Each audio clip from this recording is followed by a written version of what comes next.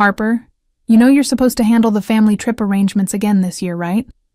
My sister Brooke said over the phone, her voice carrying that familiar tone of expectation mixed with entitlement.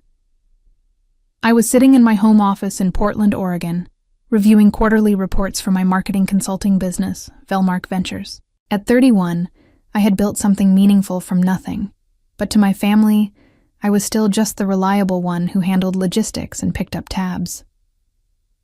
Of course, I replied, though something twisted in my stomach. Same as always. My name is Harper Bell, and for the past 6 years, I've been the unofficial family vacation coordinator and primary financial contributor. What started as offering to help with my parents' anniversary trip had evolved into an annual expectation that I would plan and largely fund elaborate family getaways. This year's Hawaii trip was supposed to be the biggest yet, 17 family members across 3 generations, including my parents, siblings, their spouses, and various cousins. Great. Mom's been talking about how excited everyone is. We're thinking 5 rental cars should be enough for everyone to get around the island, Brooke continued, already assuming I'd agree to everything. 5 cars? I asked, mentally calculating the expense. How many people are we talking about exactly? Well, there's Mom and Dad, obviously. Then me and Jake with the kids. Trevor and Madison are bringing their whole crew. Cousin Jessica's family of 4. Uncle Marcus and Aunt Patricia. The Hendersons from Dad's side. Oh, and Great Aunt Dorothy insisted on coming this time. I grabbed a pen and started jotting down names. 17 people total, not counting myself. The rental cars alone would cost thousands, not to mention the hotel rooms, flights, and activities. That sounds like quite a group, I said carefully. Have you all been discussing this somewhere? I feel like I'm missing some of the planning details. There was a brief pause on Brooke's end. Oh, you know how it is. We've just been throwing around ideas in the family chat. Nothing concrete yet. The family chat. I pulled out my phone and scrolled through my messages, but I couldn't find any recent group conversations about Hawaii. In fact, I couldn't find any family group chat at all. A cold realization began to settle in my chest. Which family chat? I asked, trying to keep my voice neutral. Just the usual one. Anyway, I should go. Jake's calling me. But you'll get everything sorted out, right? You're so good at this stuff. The line went dead, leaving me staring at my phone screen. The usual family chat that apparently didn't include me. For the first time, I wondered if I was truly family to them, or just a convenient bank account with vacation planning skills. Growing up in Spokane, Washington, I had always been the responsible one. While my siblings Brooke and Trevor focused on their social lives and dreams, I worked part-time jobs through high school and saved every penny for college. My parents, Robert and Linda Bell, were loving but struggled financially. Dad worked at a lumber mill, and Mom cleaned houses to make ends meet. I earned a full scholarship to Portland State University and graduated with a business degree and 0 debt. By 25, I had launched my own marketing consultancy, specializing in helping small businesses build their online presence. The work was fulfilling, and more importantly, it was profitable. Very profitable. My family's perception of me shifted dramatically when the money started flowing in. Suddenly, I wasn't just Harper. I was Harper who could afford things. Harper who could help out when times got tough. Harper who could make dreams happen. It started innocently enough. Mom mentioned wanting to take Dad somewhere special for their 25th wedding anniversary, but they couldn't afford anything elaborate. I surprised them with a week in Napa Valley, complete with wine tours and a luxury hotel. Their joy was intoxicating, and I felt genuinely good about being able to give back to parents who had sacrificed so much. But then came Brooke's wedding. She needed help with the venue deposit. Then Trevor's job loss meant he couldn't contribute to a family Christmas celebration. Uncle Marcus's medical bills left him unable to join family gatherings unless someone else covered his expenses. Each time, I stepped in, and each time, the requests became more casual, more expected. The annual family vacation tradition began 3 years ago when my grandmother passed away and left the family a small inheritance. Instead of dividing it equally, my parents suggested using it as a foundation for a big family trip to honor her memory. Of course, the inheritance only covered about 30% of the actual costs. Somehow, I ended up covering the rest. Last year's trip to Yellowstone cost me nearly $38,000.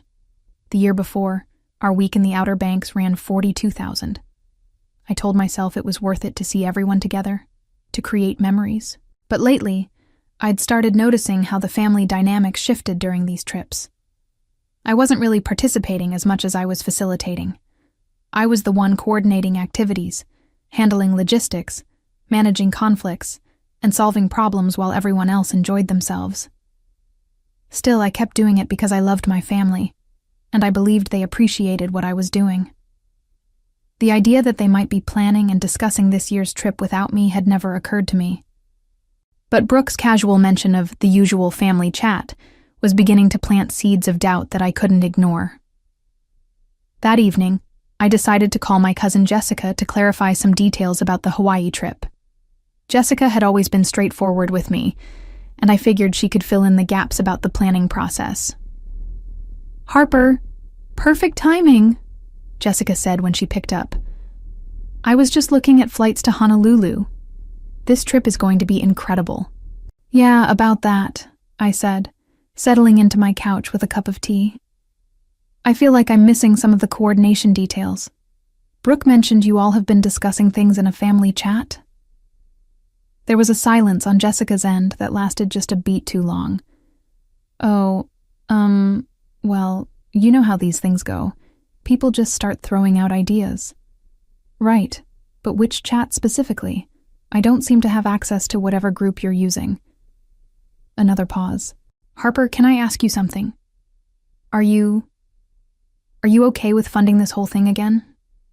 Because I know it's a lot of money, and if you're having second thoughts..." Her question hit me like a slap.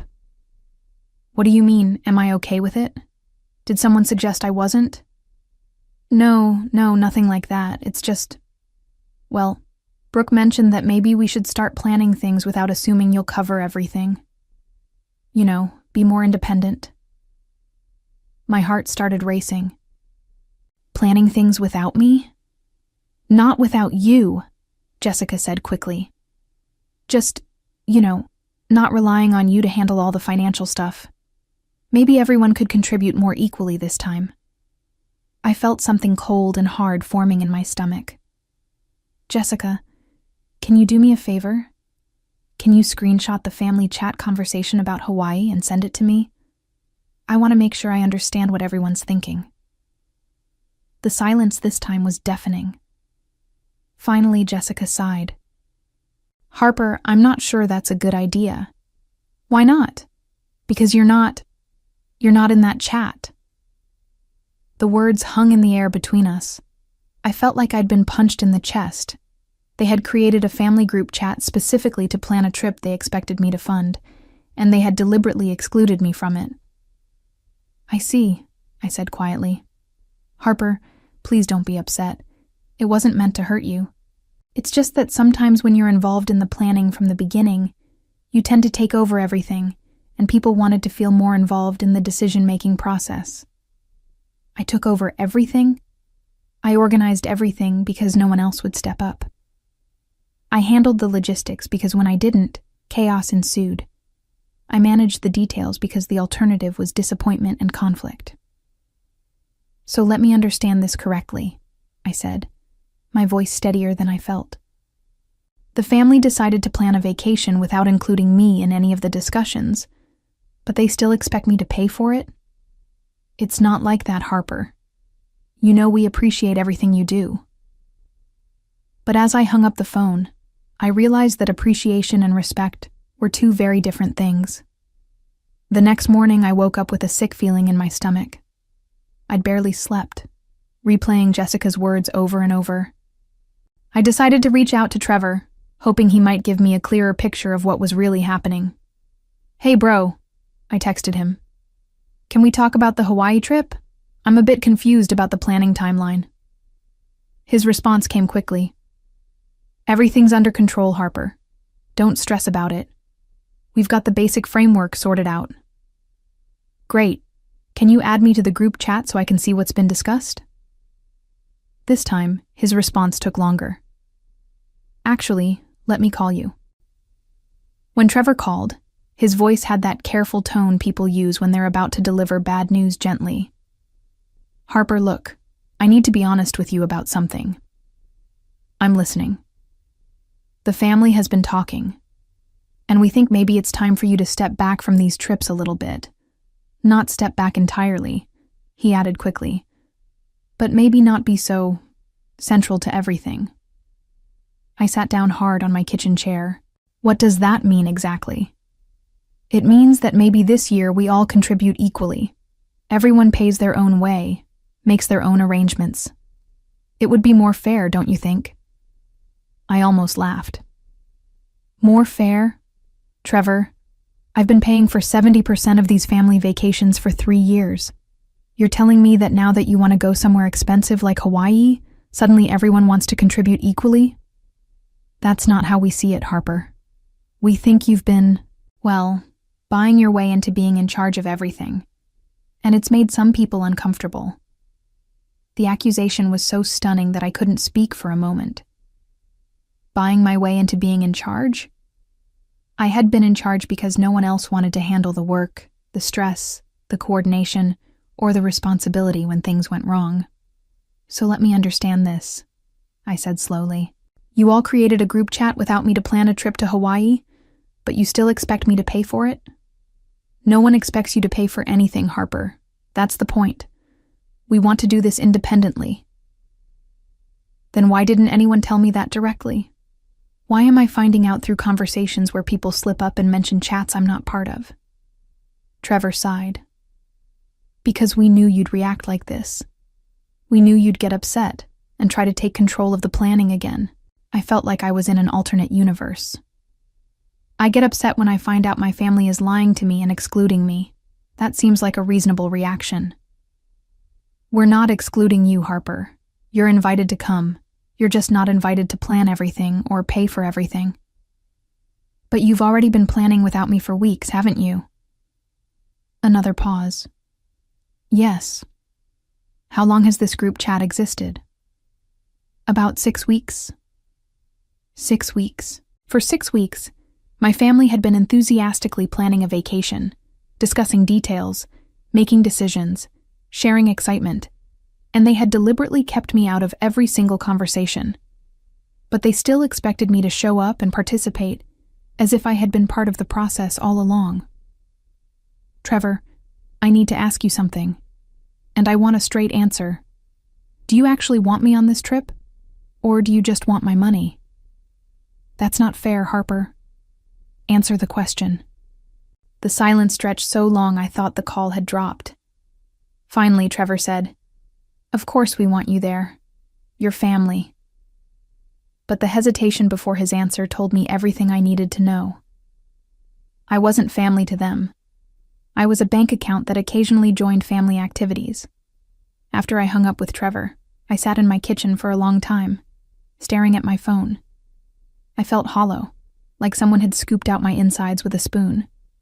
Then, slowly, anger began to fill the empty space. I opened my laptop and logged into my email.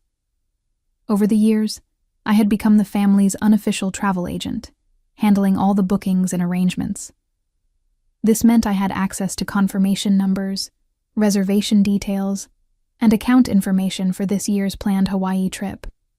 I found the email thread with Paradise Getaway Travel, the agency I'd been working with for the past month to arrange the Hawaii vacation. The total cost was $50,800.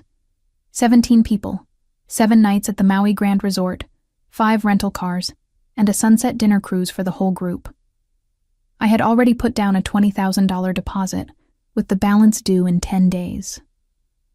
The entire trip was in my name, booked with my credit card, because everyone had agreed it was easier for me to handle the financial coordination. But here's what my family didn't know. The reservation was fully refundable until 48 hours before travel, and they had no access to the booking details because everything was in my name only. I stared at the computer screen for a long time, my finger hovering over the mouse. Then I thought about 6 weeks of family group chats I wasn't part of. 6 weeks of discussions about a trip they expected me to fund. 6 weeks of deliberate exclusion, followed by casual expectation that I'd fall in line. I thought about Trevor's accusation that I was buying my way into being in charge.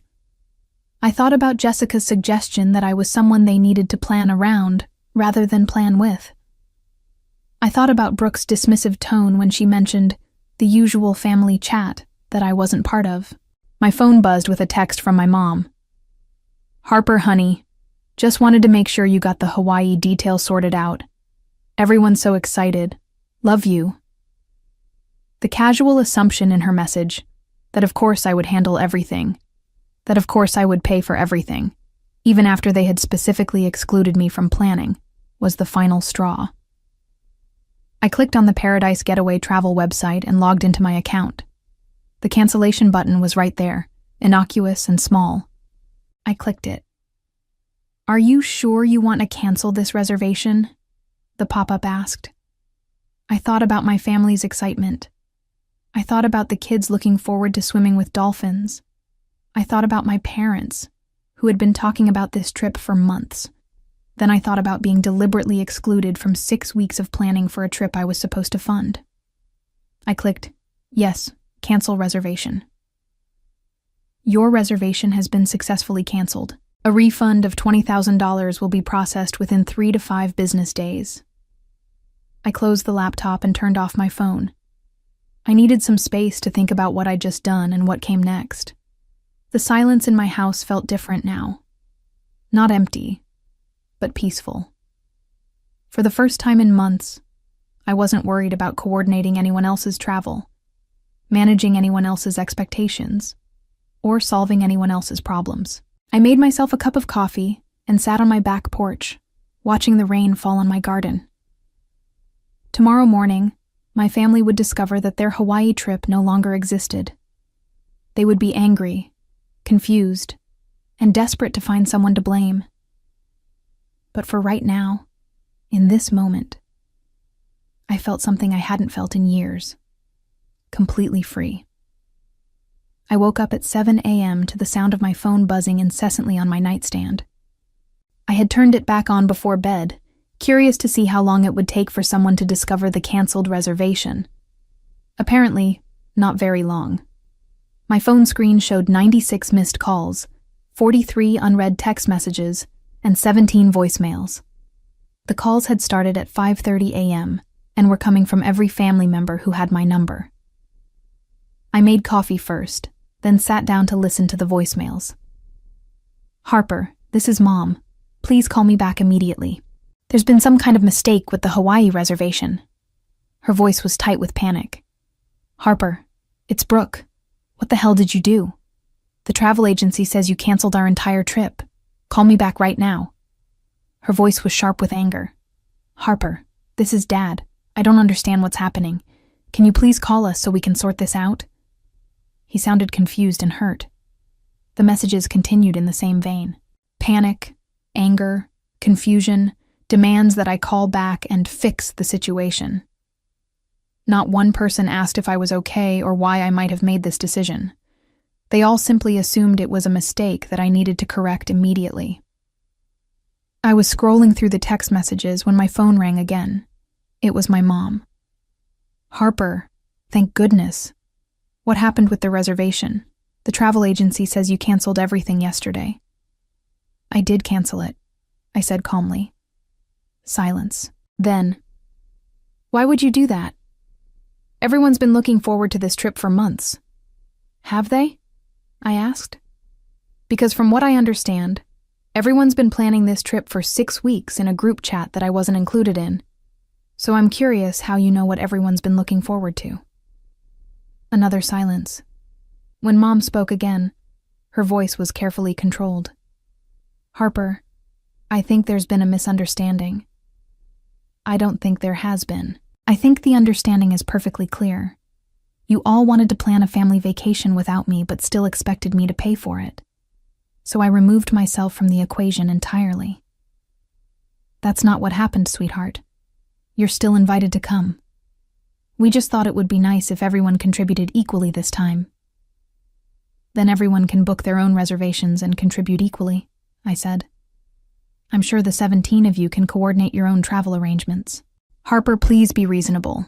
The trip is in 3 weeks. Everything's booked up now, and the prices have gone up significantly since we first looked. I had anticipated this. Peak season Hawaii travel, booked last minute, would cost at least double what I had originally reserved. Maybe triple. That sounds like a planning problem, I said. I'm sure if you all put your heads together in your group chat, you'll figure something out. This is ridiculous, Harper. You're punishing everyone because your feelings got hurt. My feelings didn't get hurt, Mom. I made a business decision. You all decided you wanted to plan this trip independently, without my input, so now you can fund it independently too. You know we can't afford to do this on our own. Not at these prices. Then maybe you should have thought about that before excluding me from the planning process. I could hear her frustrated sigh through the phone. Harper, please. Your father and I have already requested time off work. The kids are so excited. Can't we work something out? The time to work something out was 6 weeks ago when you created that group chat. I'm done being your convenient bank account. I hung up and turned my phone off again. Outside, it was a beautiful Oregon morning, clear and bright. I had nowhere I needed to be, no one else's crisis to manage, no expectations to fulfill except my own. For the first time in years, my day belonged entirely to me. By afternoon, the calls had escalated to family members showing up at my house. I watched through my window as Brooke and Trevor pulled into my driveway, their faces set with determination and anger. I didn't answer the door. Harper! Brooke shouted, pounding on the front door. We know you're in there, open up! I sat in my living room, calmly reading a book, while they banged and shouted outside. After 20 minutes, they gave up and left, but not before Brooke left a long, profanity-filled voicemail about how selfish and vindictive I was being. Later that evening, I turned my phone back on to find a text from Jessica. Harper, I tried to rebook the Hawaii trip for everyone. The same resort is now quoting $136,000 for the same dates. No one can afford this. Please reconsider. I typed back, I'm not reconsidering anything. You all made your choice when you excluded me from planning. Now you can live with the consequences. Within an hour, I received a call from Uncle Marcus. Harper, I understand you're upset, but you're hurting people who had nothing to do with this group chat situation. Your great-aunt Dorothy has been talking about this trip for months. She's 87 years old. This might be her last chance to travel with the family. It was a good guilt trip, I had to admit. But I wasn't backing down. Uncle Marcus, where was this concern for family unity when they were excluding me from 6 weeks of planning discussions? Where was this worry about hurting people when they were calling me controlling for organizing trips I was paying for? Harper, please. The answer is no. If you want to plan a family vacation, plan it yourself and pay for it yourself. I'm done being your family ATM. I hung up and blocked his number. Then I blocked everyone else's numbers too. The next week, I heard through the grapevine that my family had managed to book a much smaller, much cheaper vacation to Cannon Beach, Oregon. Instead of 17 people in luxury accommodations, it was just 8 people in a basic beach rental. Instead of 7 nights, it was 3. Instead of a tropical paradise, it was a rainy weekend on the Oregon coast. But the real fallout was just beginning. Word of what had happened spread beyond our immediate family. Cousins, aunts, and uncles who hadn't been part of the Hawaii trip began reaching out to me, having heard different versions of the story from different family members. My cousin Allison called me. Harper, I heard about what happened with the vacation. I just wanted you to know that what they did was completely wrong. Creating a group chat without you but expecting you to pay? That's awful. More family members began taking sides. Some supported my decision, saying they'd been uncomfortable with how much financial pressure had been placed on me over the years. Others criticized me for being petty and vindictive. The family was fracturing, and for the first time, I wasn't the one trying to hold it together. I wasn't mediating conflicts, smoothing over hurt feelings, or finding compromises. I was letting them deal with the mess they'd created. My parents tried a different approach, sending me a letter instead of calling.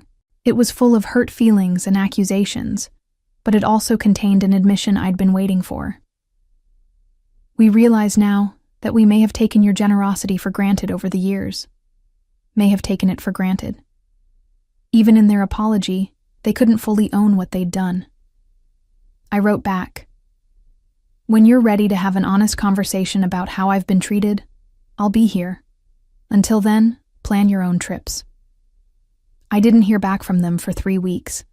The consequences for my family were swift and lasting. The failed Hawaii trip became family legend, but not in the way they'd hoped. Instead of bonding memories in paradise, they had a story of exclusion, entitlement, and spectacular backfire. Brooke and Trevor struggled to rebuild relationships with cousins who had lost respect for how they'd treated me. My parents faced awkward questions at family gatherings about why they'd allowed their daughter to be excluded from planning a trip she was expected to fund. Uncle Marcus found himself mediating conflicts he'd never had to handle before, now that I wasn't available to smooth things over. The family dynamic had permanently shifted, and they were forced to confront how much they'd relied on me not just financially, but emotionally and logistically. As for me, I discovered something liberating about setting boundaries. I continued my consulting work with renewed energy, traveled to places I wanted to see, and built relationships based on mutual respect rather than financial dependency. 6 months later, when my parents finally called to offer a genuine apology and invite me to a small family dinner with no expectations attached, I accepted. But I never again became the family's automatic solution to money problems or planning challenges. Looking back on that moment when I clicked cancel reservation, I realized it wasn't just revenge. It was the first step toward reclaiming my worth and teaching my family the difference between love and convenience.